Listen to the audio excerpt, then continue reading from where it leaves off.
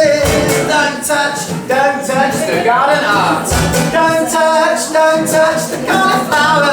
And I'll be in the barefoot, like I'll be there to you. Take it to the community garden, to be the community.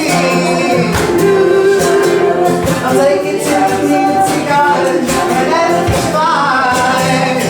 Ooh, shall I take it to the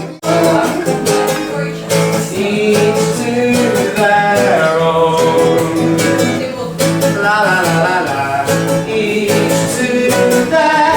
Just because I've got to be an puncher, everybody's trying to sell me drugs. It happens almost every time I go outside at night. Just because I've got long hair, people think it's funny to call me Jesus. They see the sun and they just can't help it. I guess out in the street, playing chemistry. Each to their own. Sing along. La la la la la.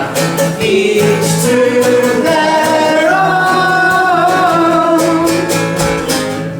Each to their own.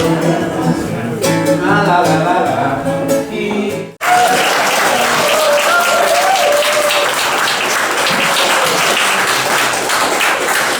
Good evening, everybody. My name is Michael.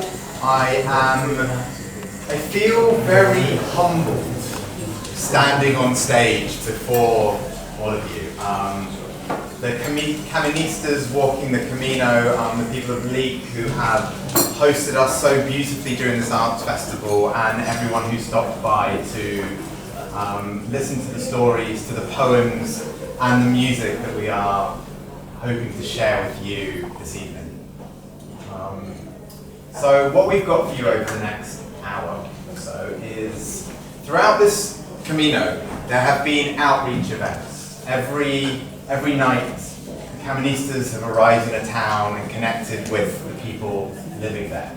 Tonight, it is your turn in Leek, and it's a real beautiful thing to be able to come along and share the stories that we have collected, the stories that have been moving us, driving the people doing the walk, and to also come here and to listen to the stories and the poems that have affected you and that are feeling like you need to say tonight. So we've got a really nice confluence of artists, of storytellers, of poets from Leek and the Camino together tonight to come together and share your work. What I'd like to do before these evenings begin is I want to get all of you sharing stories with each other. So I'm going to set you a little task. I want to fill the room, so to speak, with stories. And I would like you to think about a time that you have received kindness. Okay, so the gift of kindness that you received, it could be during the walk, it could be today, it could be last week, it could have happened to you when you were a child. But we're using it to kind of just show that there is good in the world. There are people out there doing great things. So I would like you to turn to the person next to you, and I'd like you to share a story, a minute or so, of a time that you have received the gift of kindness. Turn to the person next to you, and please.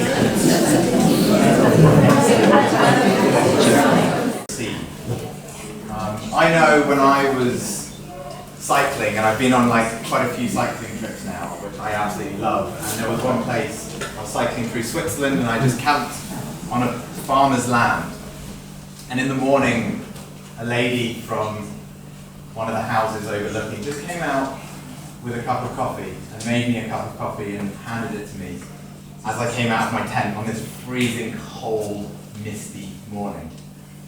And she thought in conversation that I'd actually camped there illegally, but I had asked the farmer's permission, but she still came out and gave me a cup of coffee, and I do always remember that act of kindness from that lady.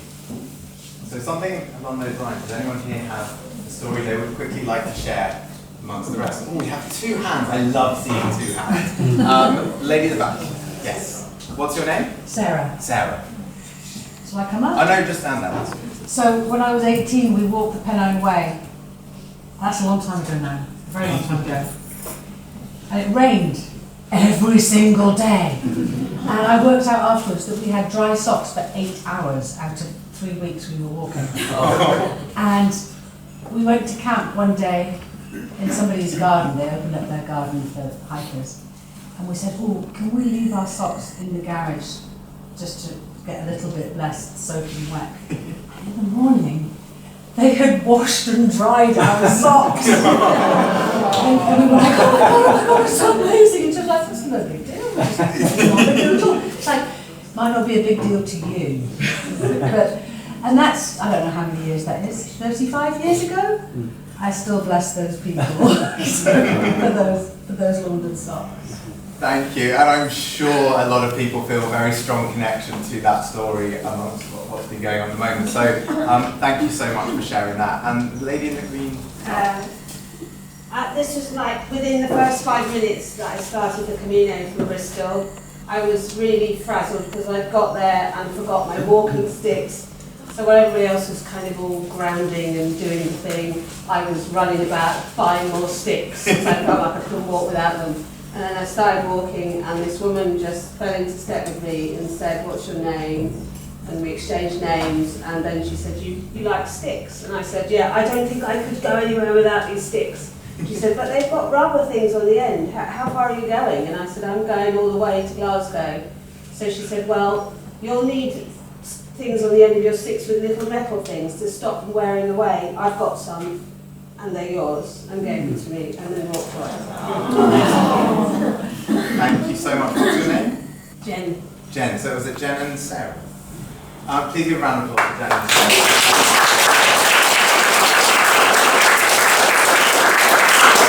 Thank you for getting that going. So I'm really excited for this evening because I love hearing stories. I love people expressing themselves through poems and stories, and I'm here with a few other people from CAT, from the Centre of Alternative Technology. We've kind of partnered together with the Camino to help create this event alongside this art centre here in Leek. So we've got a nice selection of stories and storytellers and poets for you this evening. So I'm really just going to be a conduit and announce each one as they come up. So our first storyteller is from Camino, one of the Caministers, and I would really like you to all give a great round of applause to Sam. I'm Sandy, I'm from Lincoln, I'm a retired college lecturer. It was a Friday afternoon, and my husband had recently retired as a science teacher, and it was his lab technician suddenly on the phone. Oh, lovely. I've just seen your daughter on the television. No, I don't think so. What's your daughter's name? Somebody told him. And yeah, it was definitely what she done. So, well, it was something about a coal train. Our daughter was one of 29 who boarded a coal train going to Drax in 2008. And they tipped a bit of coal off onto the line, and they put down a banner which said, keep it in the ground. Well, my husband and I brought our children up to be good, Christian, law-abiding children, and he was furious. When we finally got her out of custody, which was no mean feat, he said, Beth, what on earth do you think you're doing, putting your whole career in jeopardy like this?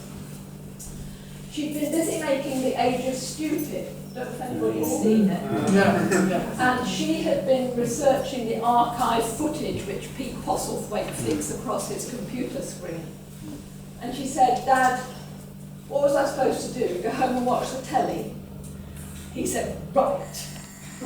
I've been teaching science for many years. He had taught his students on the graph of the CO2 in the atmosphere from Mauna Loa in Hawaii going up, and he'd said to his students, this is where I was born, this is when I started teaching, This is when I retired, and he had never put two and two together and realised that it was serious.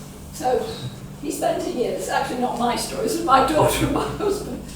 He spent a year researching everywhere he could think of that wouldn't have political stance, a campaigning stance, an axe to grind. He went to NASA, the Royal Society, the Met Office, and he researched meticulously. And at the end of a year, he said, Beth, you're right. And by then, she'd gone through the criminal justice system.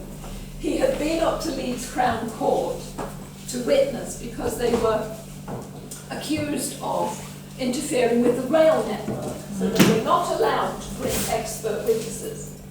Unlike the previous, the King's North Six, if any of you know, they were allowed to bring expert witnesses because they pleaded necessity. Their judge at Leeds wouldn't accept that plea. So they had to defend themselves. And Beth was up in the witness box, and my husband was in the gallery. And at a given point, she was describing the floods that had happened in the town of Louth, where we lived then in Lincolnshire. And her nephews had said to her, don't worry, Auntie Beth, we can fix it. And it brought her to tears in the witness box. And the judge said, Miss Stratford, this is why it's not a good thing to break the law. And she said, Your Honour, this is because I understand climate change. My husband, so proud of this girl. Anyway, cutting a long story short. So Jeff, my husband, then began, this was 2008, a very long time of trying to persuade people. I was naive. I was an optimist, and I thought, now I know how serious it is. I'm going to write to my MP. They know. And I'm going to tell all my friends, and then they'll know. And I'm going to persuade all my relatives, and then they'll know. The politicians will sort it out. It'll be done in no time. Oh, yay! Yes, we've been there 12 years ago, 13 years ago. So, when in 2019 the IPCC report came out, the BES report about the loss of species and so on, and Extinction Rebellion came into being, I was on that bridge. I was not going to miss this chance. I tried everything. I've lobbied, I've marched, I've demonstrated, I've cried, I've persuaded, I've hidden my head under the table for not wanting to fight with climate denialists any longer. So Extinction Rebellion was a great thing for me, and I haven't regretted for one moment belonging to it. So why have I come on the Camino? Well, I've always wanted to do something called a pilgrimage, because everybody that you ask says, it's life-changing. What do you mean? I don't know. It's just life-changing. I thought, I've got to do this. This is my bucket list. Everybody else can go to the Taj Mahal and go on a cruise ship. I am going to the wall to Glasgow. So that's how I've ended up here. It springs from my faith, from my conviction that we have a creator who made the most beautiful place for us to live, and I don't want to see it trashed. And from a creator who also said, love your neighbour as you love yourself. I can't do that if my neighbours across the world are dying at this moment in their millions. So that's why I'm here.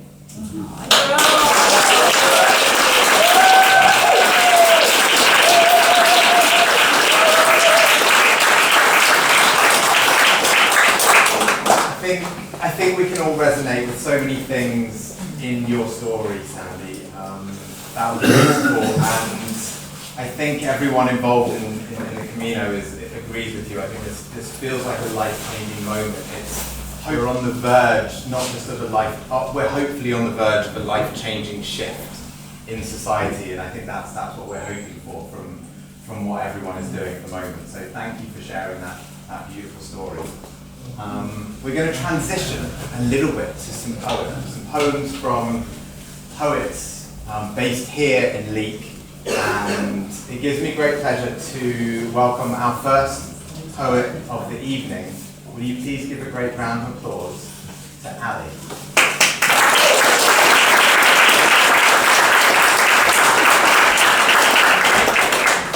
Hi,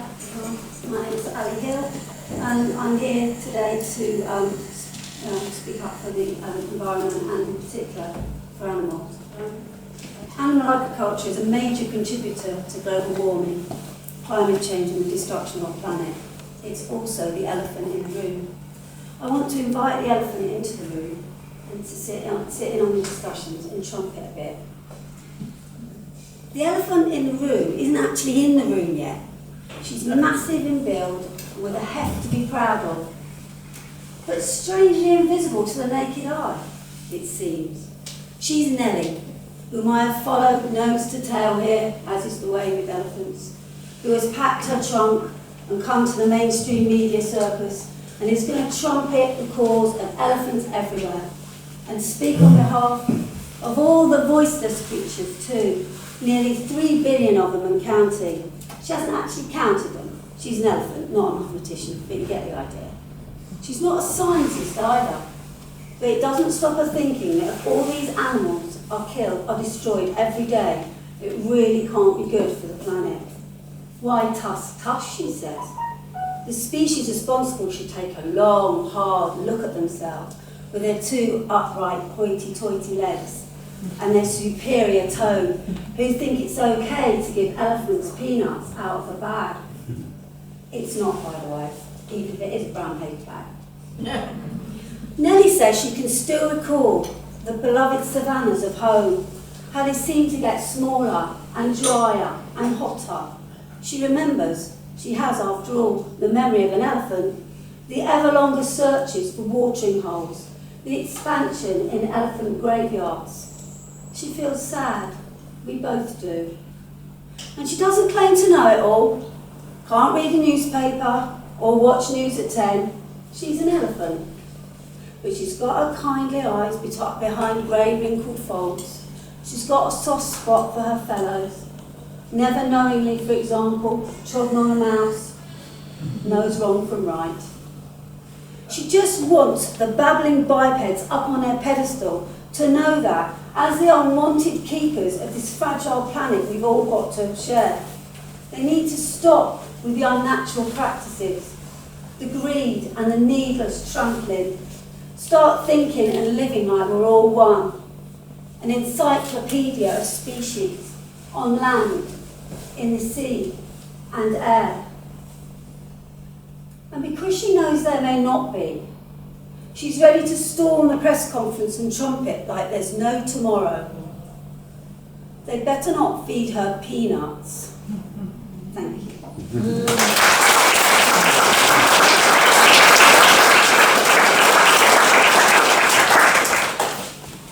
Sharma asked his daughters about how he should word a question for world leaders on their priorities concerning climate change. And they said, please Dad, tell them to pick the planet.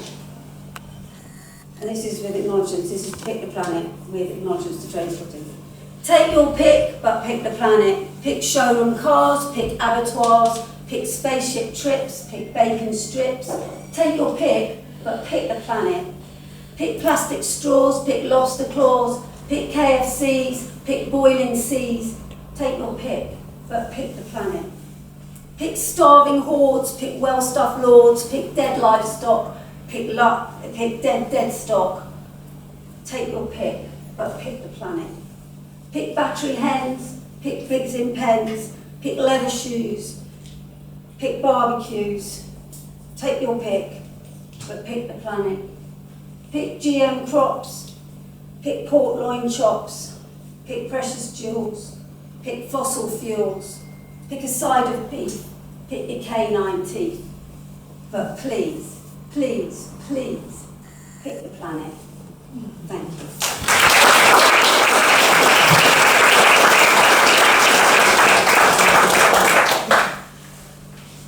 This poem is called Dinner.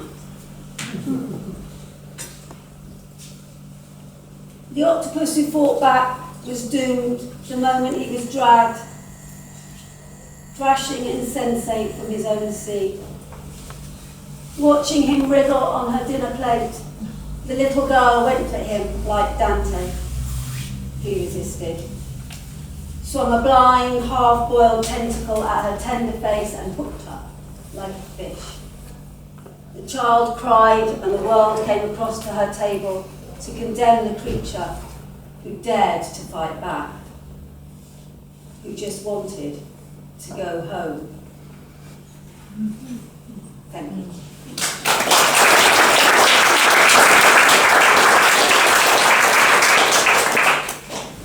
In this poem, I've taken a popular supermarket advertising slogan and given it my own special twist. It's called "Anyone for Wonky Donkey." They got wonky grapes and wonky pears and wonky bananas everywhere. They got wonky apples, wonky beans, they got wonky broccoli and wonky greens. They got wonky kiwis, wonky spuds, wonky asparagus and wonky tangerines. Oh, it's lovely to eat wonky. That's what I say. So give me wonky donkey in my trolley today. And a pound of wonky mortified mince, and wonky battered cod, wonky muddled mutton, a wonky distressed salmon, 6 wonky crippled Cumberlands, and 1 small wonky pulled piglet. All lovely and wonky and cheap at half the price. I'll take some of that wonky bullet beef as well, those wonky wasted whelks, those wonky paralysed prawns, that wonky lobotomised lobster. Oh, and some wonky traumatised turkey's thighs. All lovely and wonky in all their dead and wonky glory. Yeah. So, fill up on wonky, you know it makes sense. Goes down the same hole and saves you shillings and pence. This poem is about HS2. It's called Progress. The bulldozers are out in force somewhere near you today, uprooting the past to forge a future view. Busy commuters will buy 20 minutes of their life back for the sacrifice of 200 years or more. Ancient woodland is all very well, but it gets in the way, and it's hardly progressive in the way that we like to think of progress. It said, if you put your ear to a tree, you can hear it grow, moving and creaking with a progress of its own. We can see in the height and the girth and the width of it, the green fecund spread of it. Felled, the tree is on track to firewood. From first class to standard, the vista's the same. Too quick, a blur, a great bloody shame. Thank you. Sally, that was challenging imagery and really beautiful stuff. Thank you so much for sharing that. I have another poet reading. Will you please give a great round of applause to Mark? Michael, you asked people to share acts of kindness, and I did. The most recent one received, but I think it's worth saying that as a relative newcomer to Leek, couldn't begin to do justice to the amount of acts of kindness I personally have received since being in this town, especially from my sisters and brothers in Moorland Climate Action, who, as you know, helped organise part of this event. Anyway, and in fact, as an ad, you can join up anytime you want. Any of you who haven't yet joined. So that's the commercial break. First poem is called Latent. Starts with a quote from the great French surrealist and resistance hero, Robert Denon. There is another world, and it is this one. The kestrel hung like a knife, sharp over a membrane of late autumn afternoon light, stretched taut and shimmer bright across Coltitch moss. Side to side, the last great slip and dip of the goits inclined, twisted, dissolved, resolved itself, then climbed once more into tangled towers of quartz. 3 years since I had come into this land, yet I felt that moment as if time had stopped, and I was suspended between two worlds, one this ragged moss, the other not. The kestrel hung one moment more, then dropped.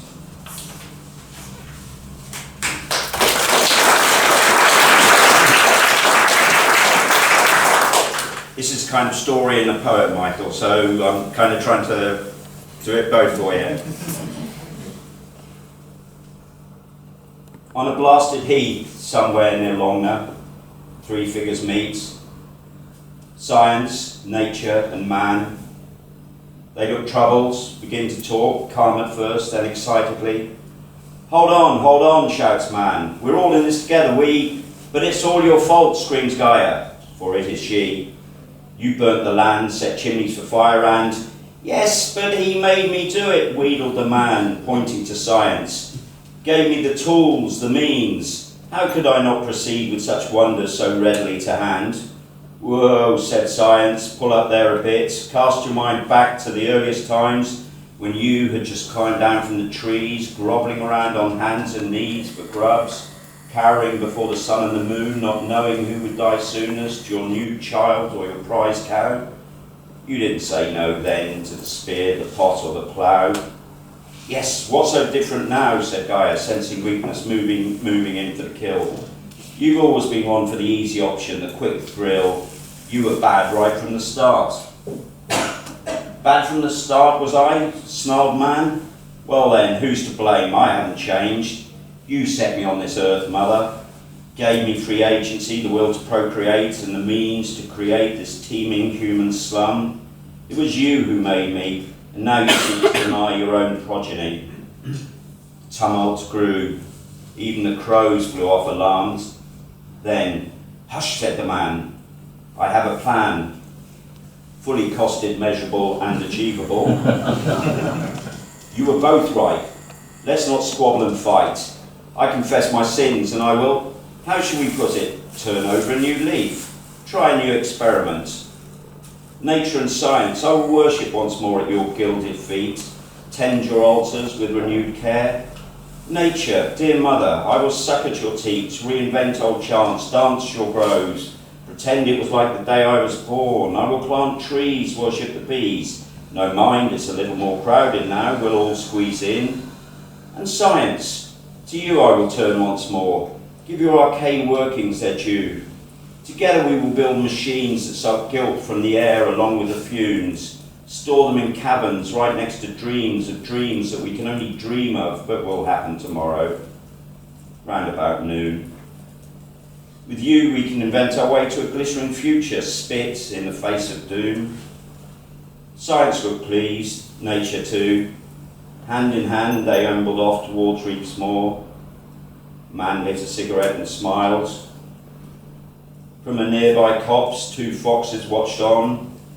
One turned its russet muzzle to the other, and then the sky. My God, did you see that man and his cunning plan? And they call us sly.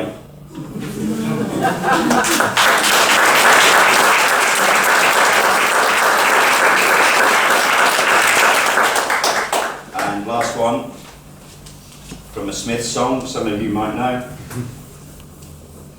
Nature is a language can't you read? Well, no, not yet, and maybe never, but I'm content to learn the letters in the leaves, trace their shapes along the river banks, their rocky forms, and know that each page will unveil a new wonder, and that learning is the point, and understanding that I might never fully understand is end enough. Came across I could just tell this was a person who cared about story and who really felt deeply about honouring other people's stories. And I'm really excited and really looking forward to hearing the story that she's about to tell this evening. So would you please give a great round of applause to Melanie. So I may be walking from London to Glasgow through these amazingly beautiful lands, through areas that have been deprived and industrialised, through gorgeous fields, but they are lands that I love. But my heart actually is elsewhere in many ways in this crisis, because I have an ethnic heritage in the coastal state of Goa in India. And I was born in Kenya, and I spent my childhood in the Solomon Islands. And these are three places that are deeply affected by climate change already. They are in the forefront of the battle that is coming. And for them, it's not coming, it's here.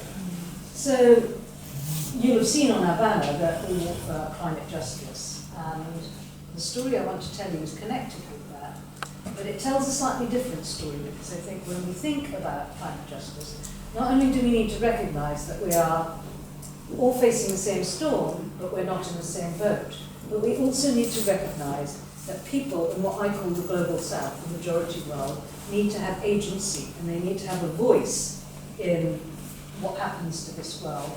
And we need to recognise their capacity to affect change in their own countries. So this is the story of Michael, and I tell it with Michael's permission. Michael is a Muslim from northern Uganda, and he is connected with Extinction Rebellion Muslims. Now, Michael was a teacher. He was a high school teacher. I think he was a biologist. But one day he went to a village where his niece was being married, and he saw some sacks lined up against a wall, and he was curious. And he asked what they were, and he discovered that what they were was charcoal. Now, in that part of Eastern Africa, charcoal is an important fuel for fires, but it's also environmentally devastating because you burn trees to create charcoal. And then Michael discovered that these were not just any old charcoal, but they were charcoal from the native shea tree. And we all know shea because it produces an oil that we find in our beauty products. But the area was being devastated, it was being deforested by the burning of this tree to create charcoal, which was then exported illegally into Kenya and other parts of Africa to create money for the local economy. And Michael was really, really upset about this. He took it into his heart. And that teacher, biology teacher, decided he was going to do something about it. And so he began a walk. He walked 200 miles to the state legislature to ask them to change the laws. And that was not enough. Having walked his 200 miles, and we know what happens when you talk to politicians, they don't listen, and he didn't really get very far. He continues that campaign. But he also went back to the people of those local areas, and he began a campaign of educating them, because he told them that if they stopped burning the shea tree, they would be able to make oil from its nut, and they would be able to export it. And he is involved still in a process of trying to get Western developed countries to buy into a process where the oil is extracted and exported. And the more he can do that, of course, the more shea trees he can save. But for me, the importance of that story is a local person being so inspired, so taken in their heart, that they take action. And this is something that each of us can do. We just need to find our story. We need to find what we can do. And so for me, walking to Glasgow is what I can do, but Michael's story inspires me to do that.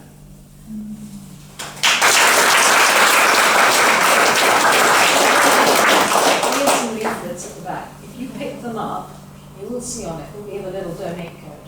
Every bit of money that is given, we've covered our costs on this Camino, goes to activist groups in the Global South to give them the opportunity to have that agency and to join this conversation. So there you are.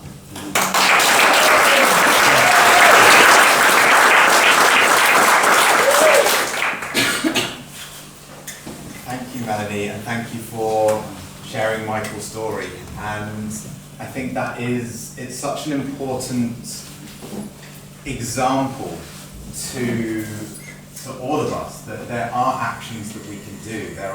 If we see a need and we see something that is wrong in society, something that doesn't sit well with us, to just look for a solution and to do the thing. We're going to transition slowly for Liam to just sing a folk song at the halfway stage. So I'm going to hand it over to Liam on the guitar.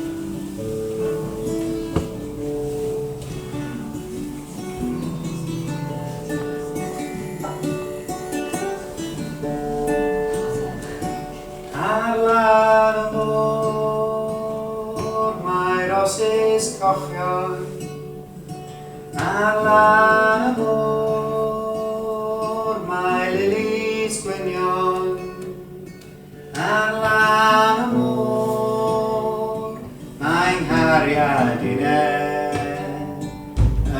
cysgu'r nos a chodi'r bore.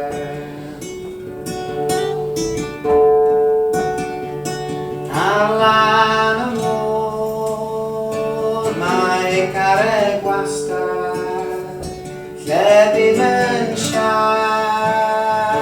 a gair am gariad o amgylch hon fe dyf y lili ac ambell sbrig yn o'r osmari.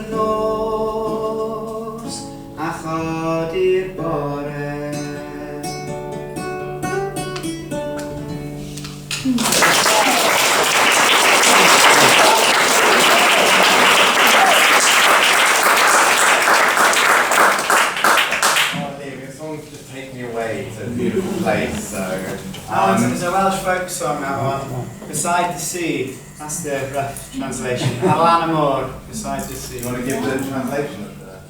Well, the song, it means, beside the sea are the red roses, roses cochion. Beside the sea are the white lilies, lilies gwylion. Beside the sea is my sweetheart, who sleeps in the night and wakes in the morning. And then the later verses, we get a bit more poetic, but beside the sea is this stone, and there's a flower by this stone, and all of my hopes and dreams or something, good weather, not quite sure the exact translation of that, are beside this stone. Beside this stone is my sweetheart, so I think in fact it's the grave, actually. Sweetheart. Some imagery that you would have associated with the sort of things you would put on the grave. Thank you so much. It's really wonderful just seeing the creativity that comes from all of you out here. And without further ado, I would like to bring up our next poet. Will you please give a round of applause to Maggie? Thank you. Beautiful, beautiful, Liam. That was absolutely beautiful. A sad love song. Beautiful love song. So hello, my name is Maggie Pollard and I'm the treasurer for Moreland's Climate Action. So if you haven't yet joined, please do, because it's a really, really worthwhile organisation and has helped to organise this event tonight that we're all very privileged to be part of, with the wonderful walkers and the storytellers and the other poets. So my first poem is called Mother Earth's Lament. I gave it all to you, she said, provided all. High mountain sides, lush valley floors, and land enough for growing all your food. Cool running streams, warm bathing flowing seas, and rain enough to water all your crops. I gave you fire and sunlit days, and the rainbows and the sunsets, just for you. There was a time, do you recall? We danced together hand in hand, and you, my children, trod so lightly on the land. I cared for you. You cared for me,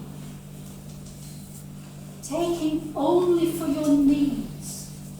But then you fenced me off in ownership, in mastership and greed. I made the air so sweet for you, for breathing. Oh, please, I beg you, breathe, because you can. Stand still and feel this moment of your life. I have no more to give, she said. So what? I asked.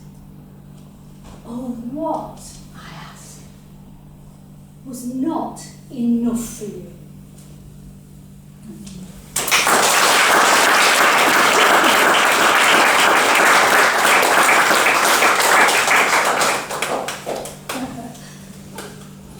So this I wrote specially for this event.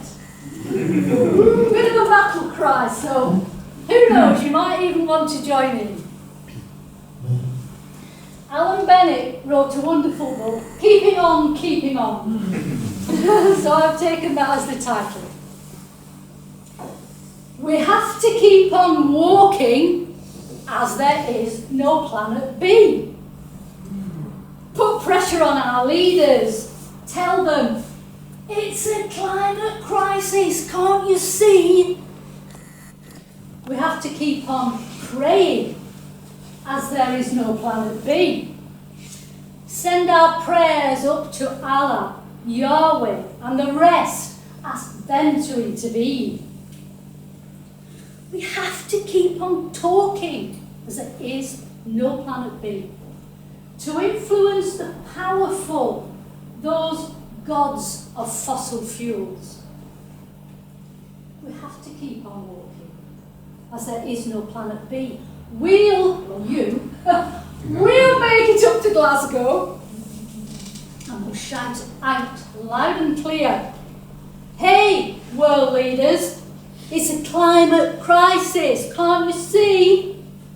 Maybe, just maybe, the hope and trust we've walked for will change those empty words to action, as there is no planet B. Thank you very much.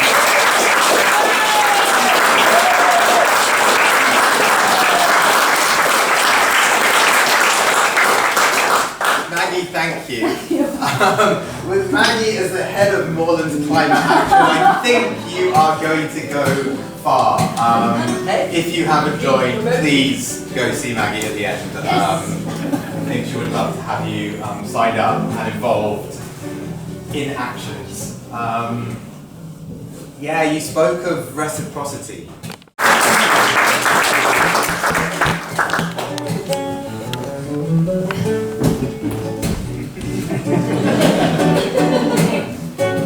Except it's not going to be me. My daughter, who does write, has been following and even attending some of the, I can't even think now, it's not an impossible mission, but you know, what's it called? Yeah. Impossible Rebellion. Impossible Rebellion. And so she can't be here. She's busy in Peckham. But she sent me this, and this is she's gifting this to Extinction Rebellion if you'd like it, and she just asked me if I'd read it. So this is from Daisy. World peace. There will be a long, luxuriant soak in peace, drinkable and delicious, like a sensory vacuum packed and pushed back inside a room, the hush-hush of sleep, with no alarms, no tweets, no morning tremolo of news. When the last bird has given up its choked plastic tune, wrapped its chirp around the what's-it wrapper in its ribs, slid its song past the greasy foil twisting in its gut, and coughed, a spluttered slug of chewing gum that will glue its beak together. There will be endless, abundant space for ghosts to shop and dress in grey and count their numbers that came up, and jostle, shove in the queue, for their Protestant God who'll say, yes, you worked enough, come this way, it's happy hour in this happy place. And there will be so much time to rest.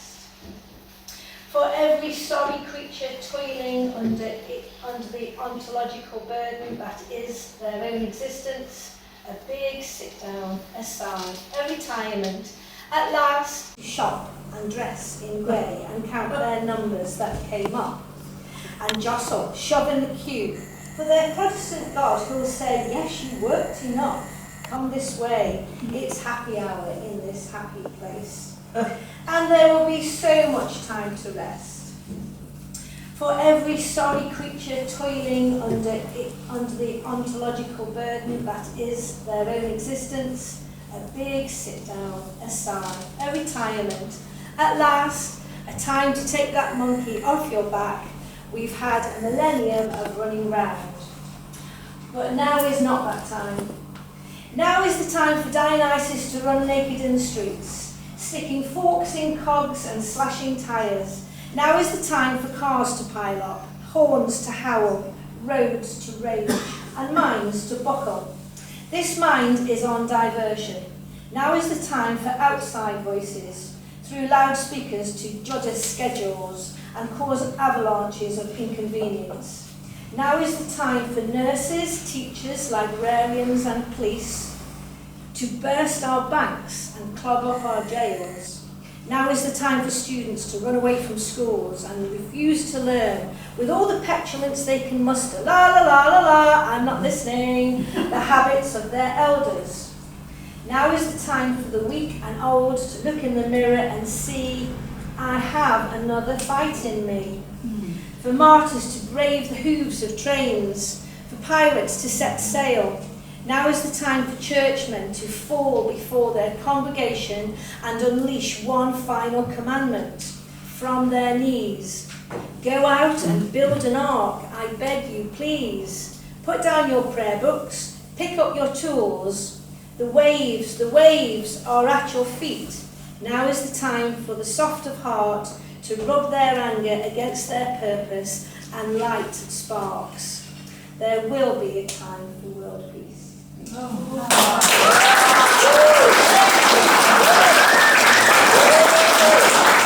That was beautiful, powerful, moving. Thank you, Teresa, and that was a great round of applause at the end. Daisy. Daisy, was that Daisy? It was. If only she was here. Without further ado, we have a final story for you. Would you please give a great round of applause to Rachel?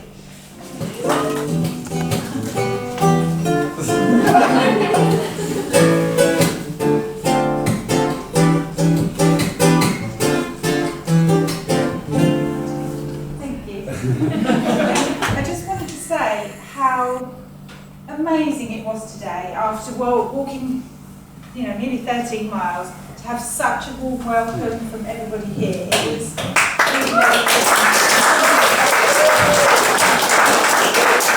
and the drummers were amazing, and everyone that's been on tonight, it's hard out to follow all these people. And Daisy's poem, fantastic, Taylor was brilliant.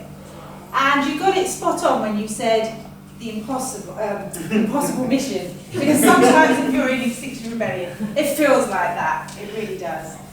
So I'm just going to tell you my personal story of what's led me to be on the stage walking with these amazing people. After experiencing burnout in 2018, I took time out from a very stressful job and in June 2019 I flew to France to walk the Camino Frances. After completing this 5-week solo trek across northern Spain, I returned to the UK very much a changed person. I had learnt to be grateful for the trees that shaded me from the sun, for the company of the birds, the bees, the mice and butterflies that were beside me daily on the stretches where there were no other humans in sight. Walking in nature for hours before meeting another town became my norm. I slowed down.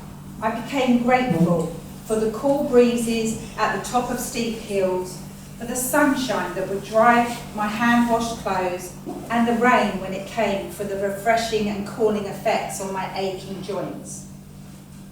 I learned to appreciate the quick connections I made with those who offered a friendly smile, a warm welcome at the end of a long day walking, and for those who shared their food and offered words of encouragement and love in whichever language it was spoken. When I returned home, I did not realise I was changed, but still remember clearly the words of advice I had received from some nuns I had met while staying one night in a medieval convent along the way. They had warned me that when I finally reached Santiago, that would not be my final destination, but that it would only be the beginning of my journey, and I would use all the lessons I had learnt on my Camino to continue on my journey. I will be honest, I really had no idea at that time what the nuns meant by this. But I noticed quickly on my return to the UK that the life I had known before my travels now seemed not to work for me. I noticed how much there seemed to be so much traffic, pollution, people rushing around, a life geared towards consumerism and waste. I had to search out the green spaces and the birds. Why were there so few in the sky? Where were all the butterflies? Where were all the flowers? They were harder to find now. Why had I never noticed this before? And where were the friendly smiles and easily made connections now? I also now felt a little ashamed to be a human. A little angry I could not just slot back into my old way of life. Frustrated that my eyes had now been opened and that there was no going back. I would stare at my wardrobe with so many clothes, accessories and shoes and so much stuff to choose from. Felt guilty and overwhelmed by so much choice, so many unnecessary purchases that I'd been led to believe would bring me satisfaction and happiness, fill that hole. And so, this is how I found myself in Trafalgar Square on the 7th of October 2019, looking up at a group of brave young people locked onto a scaffold tower at my first ever protest, listening to a young man speak his truth, a speech so inspiring that it led me on my own unexpected path to become a climate activist. In the scaffold tower, I noticed he looked anxious, his pale face, palms sweating, trembling a little as the police scoured the tower to arrest him. But I also noted that he also looked calm, peaceful, resilient, resolved to the job at hand. This young activist, I later found out, had joined XR the year before as part of their media and messaging team.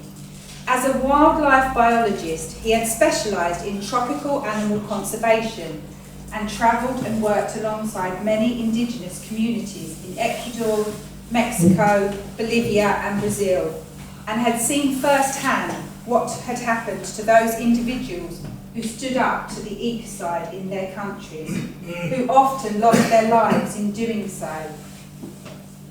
He was also confused as to why the mainstream media were not reporting on these crimes, these murders of these people only trying to protect their lands. I later learned that, like me, this young man was reluctant to become an activist, but felt compelled by the circumstances he found himself in to do all he could to oppose and prevent greater crimes of ecocide and genocide. and so he chose to take part in an action where he splattered paint on the Brazilian embassy in London to raise awareness of the Brazilian government's crimes against its people and its lands.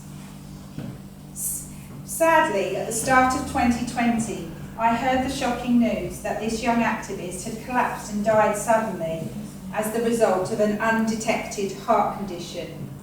So saddened by the news, I travelled to London just before the pandemic struck to attend his vigil organised by Extinction Rebellion, and all of his friends and family members attended to remember, honour and mourn and celebrate his life cut short far too soon. When attending an Extinction Rebellion fundraiser a few months earlier, I had briefly seen this activist in the crowd dancing with his friends and had felt compelled to speak to him, to tell him how much he had inspired me to take the step to join Extinction Rebellion, and how grateful I was for all he was doing to raise awareness of the destruction of Brazil's lands and those indigenous communities affected, and will always be grateful for having the chance to have had those moments to be able to say thank you to him. After his death, an edited version of the speech he had planned to give at his trial was published, in which he admitted he had had no intention of denying that he had vandalised the Brazilian embassy, but pleaded in his defence that he had only carried out this act to raise awareness of the Brazilian government's own crimes. 1. Criminal damage to indigenous homes and villages. 2. Arson, destruction by fire of indigenous lands. 3. Ecocide, the mass destruction of the environment on which humans and other species depend for survival. 4. Breaches of the UN Declaration on the Rights of the Indigenous People. Crimes far greater than paint splattered on a wall, carried out through love, rage and compassion. So why do I walk with others to COP26? Why do I feel compelled, like this young man did, to raise awareness, enable people to consider the reasons we must all do our part to save all things this planet has given us? Why bother, you might say?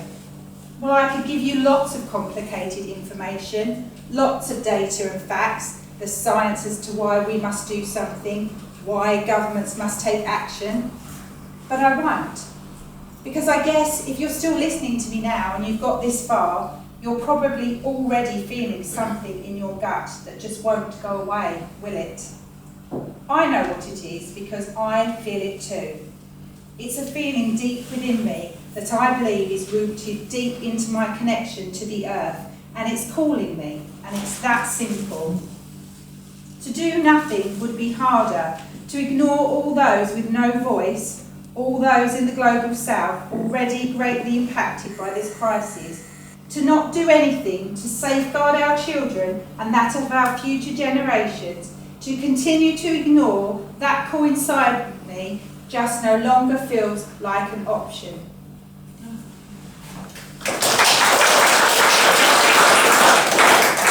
Thank you, Rachel. And you've chosen to walk with this beautiful group, with the faith group, walking up to Glasgow. And I haven't walked with you much. I've done a day, so I'm not someone with the gravitas up here like you, who are involved and committed and doing these actions now.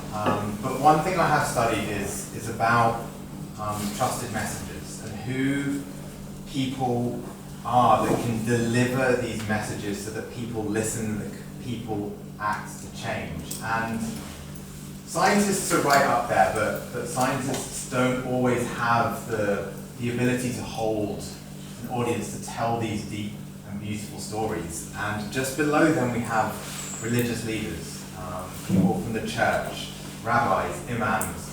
These people have congregations of people who listen, and I think it's the most beautiful thing that faith groups are walking up here, because you do have the ability to create systemic change. I think people listen, and I think banding together and connecting with each other and walking over 400 miles up to COP, in my heart, I know you're doing the right thing, and I really hope that people listen and people change. And to finish, we have one final poem from a member of XR, and really honoured to be welcoming our final poet, Joe. I'm not that used to being on stage, and I think if I'm honest, if I ever imagined about being on stage, I thought I would look a bit more glamorous. Now it's slightly better. This is how I arrived. And I was hoping that you would help us with something, because we walked today 2 miles into the walk, marked 200 miles that we walked together. So I was wondering, because I think the honeymoon period of the walking has officially ended. Sleeping on the floor doesn't seem to be getting any easier. So if you could help us celebrate 200 miles.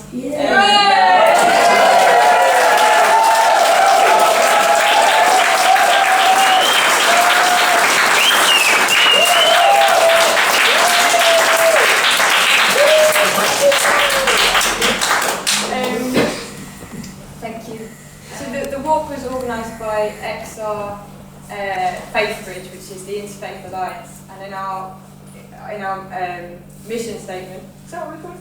Vision statement, sorry. In our vision statement, it says that the walk is for those of all faiths and of no faith. And realising that I fell into the category of no faith seemed a bit sad.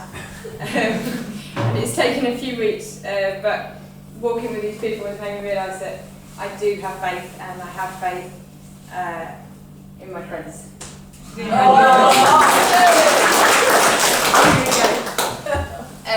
To explain a little bit, in the evenings we have a debrief, and we go round in a circle, and everybody gets a chance to say how they've been feeling in the day and what their experience of the day was. And everybody listens, but nobody responds. It's just a chance for the person to be heard. But I think everybody does respond in their mind, and this is kind of my response to what I've been saying in the circle. When you are alive with wonder, and your heart takes off with the herons, let us celebrate your soaring joy. My friend, let us walk a while together. When your feet are heavy with clay, let me tread you a firm path.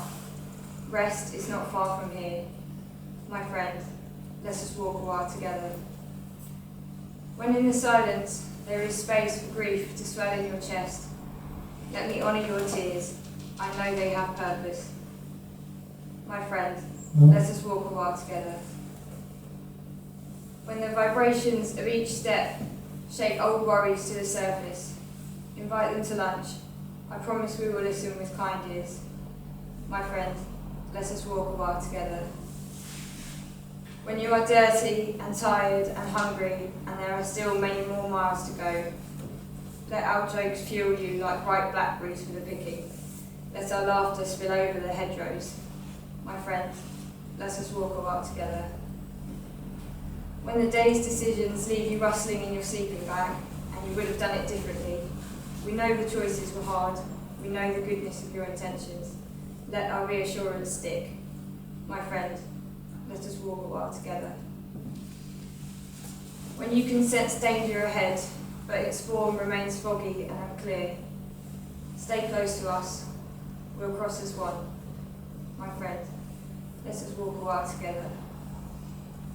When you do not yet have the words for how you feel, take your time.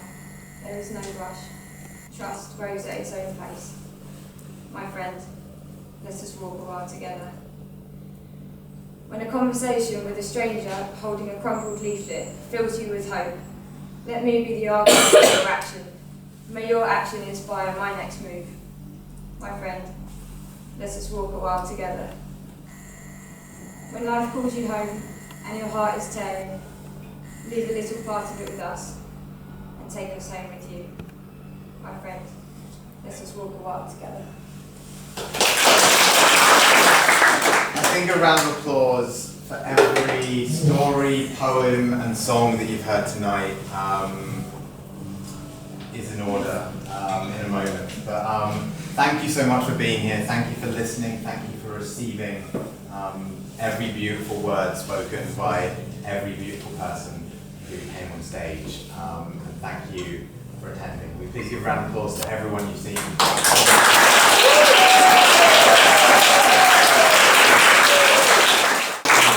I would love now to invite all of you to collect a tea light which has been handcrafted, which is just by the fire escape there. And if you could go outside, and we will lead you towards a green space where we'll have a few words and just to truly, in a wonderful way, end today's night. And thank you very much. So if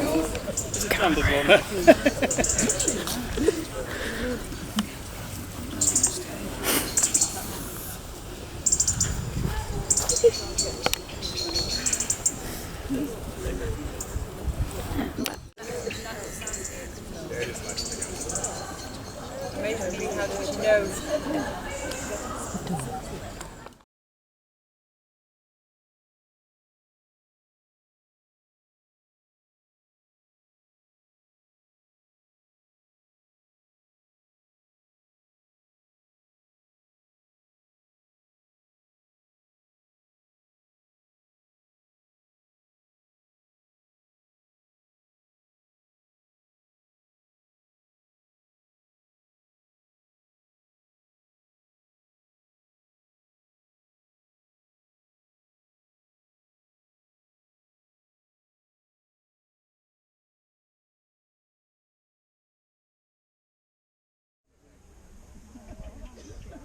Welcome.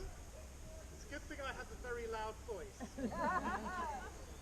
My name's Steve.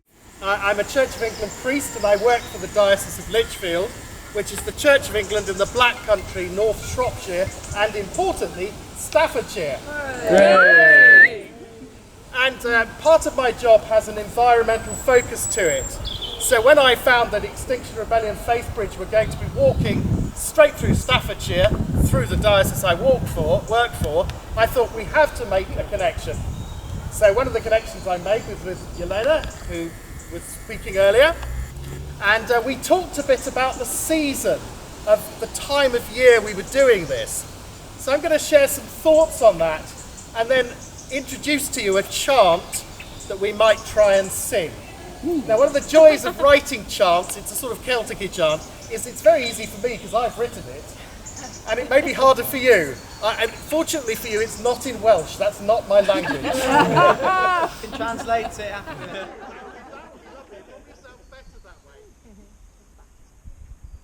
Today, we're in the back end of September. We're around the season of the autumn equinox. Now, in our contemporary calendar, the equinox falls on the 22nd of September. That was Wednesday. But in the pre-modern calendar, all of the dates in the Roman calendar would have fallen on the 25th of the month.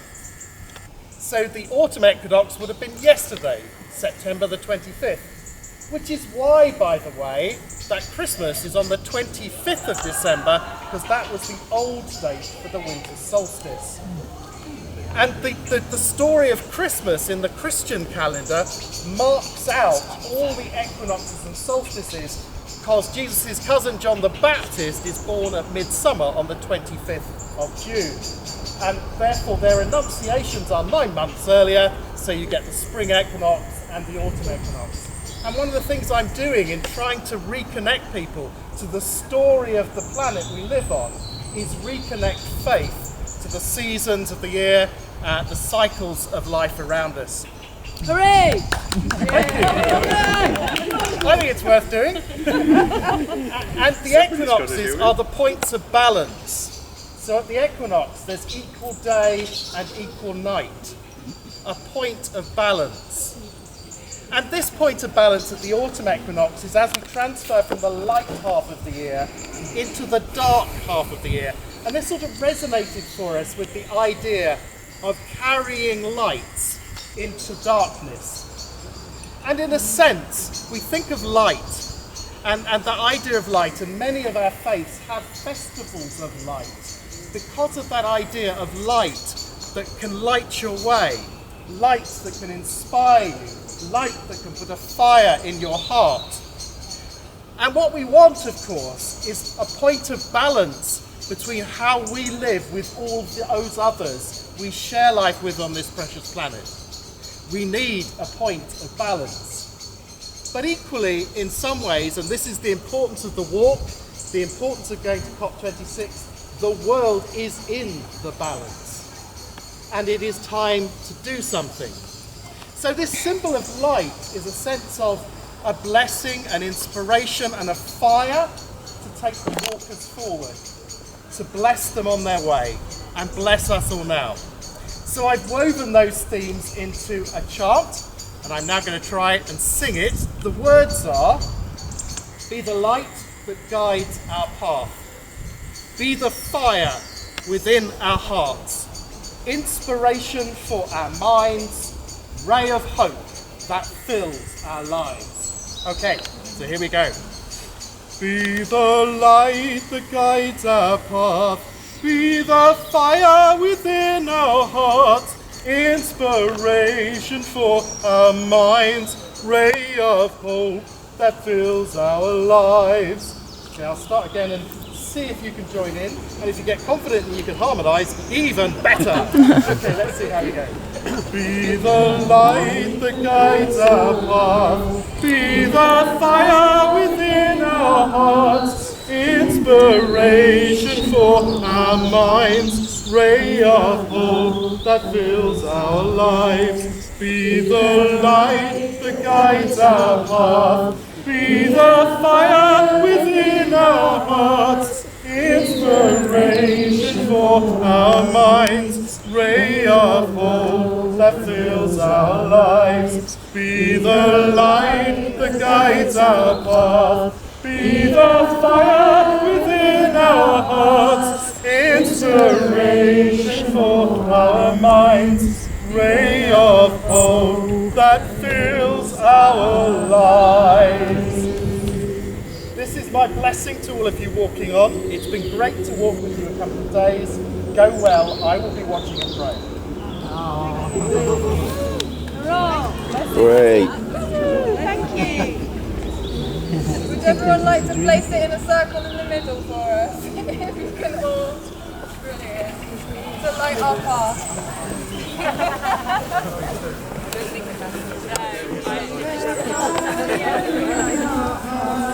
Inspiration for our minds, ray of hope that fills our lives. Be the light that guides our path. Be the fire within our hearts. Inspiration for our minds, ray of hope that fills our lives.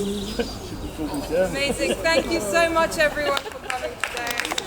I just want to say a massive thank you to all of you turning up. This is far more people than I could have ever prayed for, and it's phenomenal to see so many wonderful faces. I've been asked to say a few closing words, so if you don't mind staying just a few minutes longer to hear me waffle for just a few seconds, I'd really appreciate it. Perfect time. So, I myself am a walker, and I've been involved in organising this event. And I've always felt a deep compassion and a strong will to care for nature, our earth and its people. But I've never before had the courage to stand up and act for what I believe in. I wish I could stand here and tell you one moment of inspiration or a story of my journey, but I can't. What I can tell you is that my story is just beginning, and I know that in my heart, this is where I am meant to be. Every single day, I'm inspired by the people that surround me. The Camino walkers, the local communities that support us, those along the way, and those who open themselves to conversation and the need to change. Standing right here in this circle, I'm thankful that all of our stories can join together in this one moment. I am a first-time activist, and I hope that tonight's and the efforts of the Camino have sparked a light inside of you. So I invite you to hold on to this spark of inspiration, to take courage with me and take a step forward. As with all of us together, I truly believe we can make change. Thank you.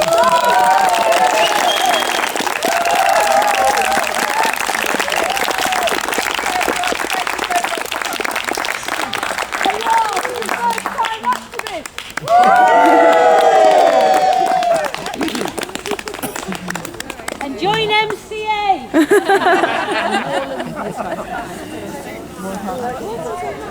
Right, should we get all of these tea lights back in? Oh yeah, you have to do a Coke candle first. Carrying the candle. Maybe you need one with a more holy. He looks so. That's a nice one. You look serious. I know. Oh yeah, with a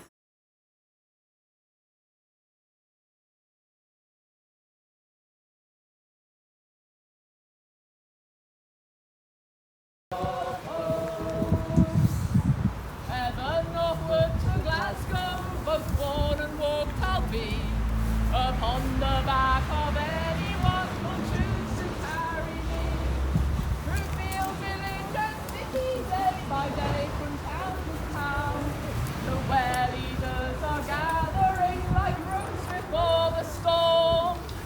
Ask me where I'm going, ask me what is my purpose, ask me what my name is. They call me the coat of hope. What is it that I'm taking to the ones who will decide if as a world we'll do all in our power to survive? Only pieces of blanket I've collected on my path, with dreams, hope, prayers, remembrances for the lands through which I pass. Ask me where I'm going, ask me what is my purpose, ask me what my name is. They call me the coat of hopes. So here's my invitation, come and make me who I'll be. I'll mark your hopes on blanket and I'll sew them into me. A coat that's made by everyone for everyone to wear, to feel my warmth and the weight of responsibility we share. Ask me where I'm going, ask me what is my purpose, ask me what my name is.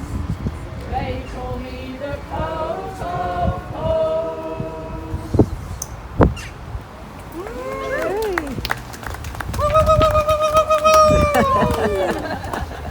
Barbara, can I just shot with you with the...